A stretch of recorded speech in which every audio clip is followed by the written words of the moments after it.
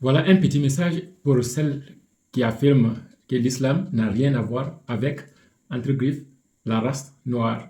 Ou du moins que la race noire, cher monsieur, n'a rien à voir avec l'islam. Il faut noter d'office que quand on parle d'islam ou quand on parle de la religion, il est convenable de dissocier la passion. Dans l'art, dans la musique, on parle sous l'effet de la passion et ça peut marcher bien. Et dans la philosophie, on peut parler sous l'effet de la passion et ça peut bien marcher souvent. Dans d'autres domaines, on peut faire usage de la passion et s'en sortir sans problème. Mais quand on parle de la religion, quand on parle précisément de l'islam, la passion n'a point sa place. Ne parle que qui détient une science manifeste, ne parle que qui sait de quoi il parle et de quoi il veut parler. Donc en islam, et normalement dans toute autre religion, c'est la règle. Parce que la religion, c'est la science qui recherche la vérité dans son absolu. La droiture pour l'âme et pour l'homme. Donc, il faut écarter les agitations liées à la passion. Et malheureusement, dans certaines religions, entre griffes, nous voyons qu'il suffit d'être bien passionné dans la parole ou avoir l'art de s'exprimer en public pour devenir prêtre ou autre. Je n'en sais. Donc, la première chose à noter est qu'en islam, il n'y a point de race. En islam, que tu sois noir, que tu sois rouge, que tu sois jaune, que tu sois orange, quelle que soit la couleur de ta peau, nous sommes identiques, nous sommes pareils, nous sommes égaux. Ça, c'est la base de l'islam. Et Allah nous dit dans le Coran que Inna akramakum indallahi atqakum. Les meilleurs d'entre vous, c'est celui qui craint plus Allah, c'est celui qui est plus pied dans ses actions, dans son agissement. Ça, c'est le critère fondamental de la distinction en islam. Donc, en islam, également, parmi les gens, parmi les humains, comme parmi les animaux et comme parmi les bestiaux, comme bien sûr parmi beaucoup d'autres formes de créatures, il y a des couleurs variées. Et cela n'a point d'impact sur l'authenticité, sur l'unicité de la chose dans sa globalité. Donc, tous les êtres humains sont les mêmes devant Allah. En islam, il en est ainsi. Et deuxièmement, il faudrait que cette personne qui n'est peut-être pas la pensée de cette façon n'a pas compris ce que veut dire l'islam. L'islam, tout simplement, en ligne bref, c'est la soumission à celui qui t'a créé, à celui qui t'a façonné et celui à qui tu rendras compte que tu te prétendes croyant ou mécréant. C'est aussi simple que ça. Et également, il faut noter que quand on parle de la race noire ou blanche, c'est du faux. Quand on parle de noir, ça, c'est noir. Cette veste que je porte, c'est une race noire. Quand on parle de blanc, les feuilles de papier, c'est bien blanc.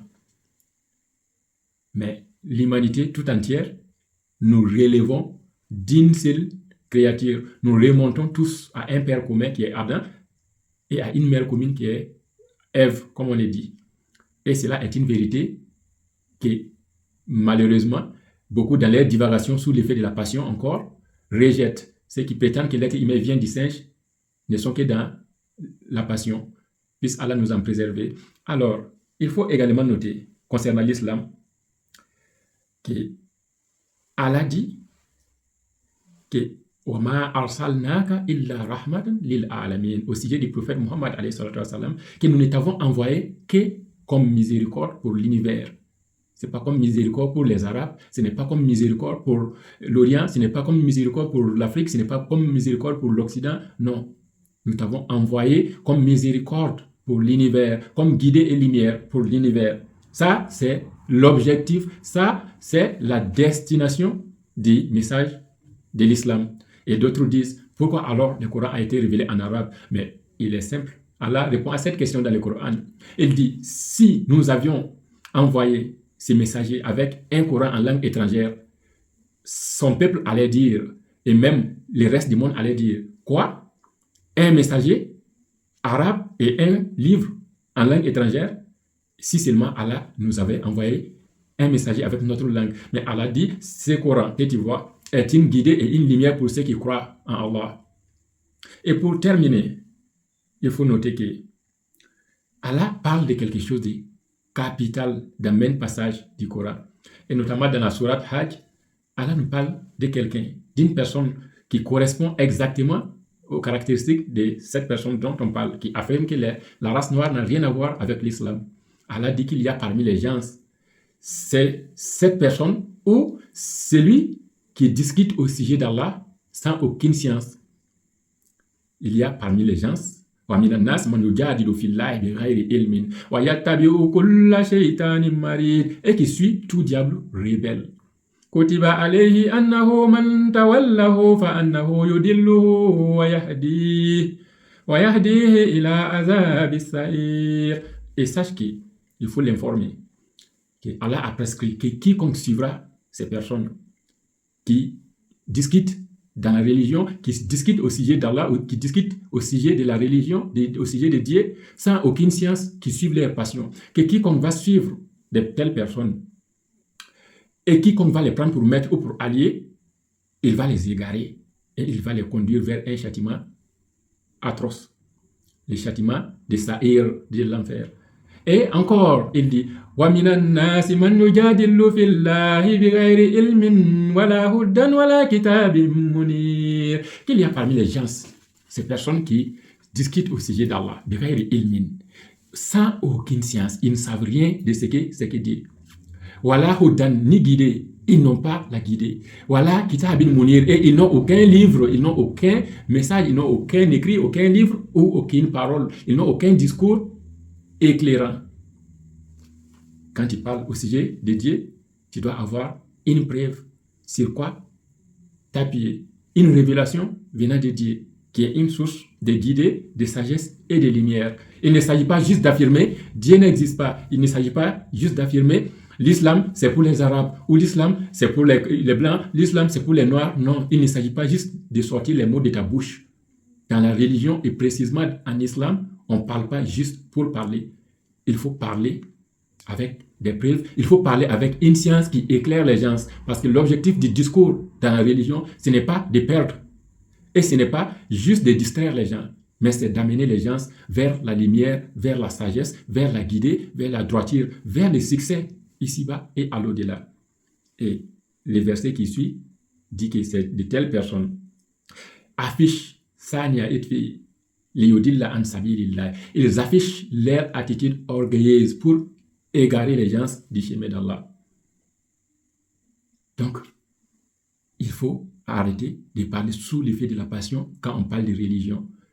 La religion n'est pas conciliable avec la passion. La religion n'est pas conciliable avec les propos vains. Juste parler pour parler, ce n'est pas dans la religion. Cela ne convient pas.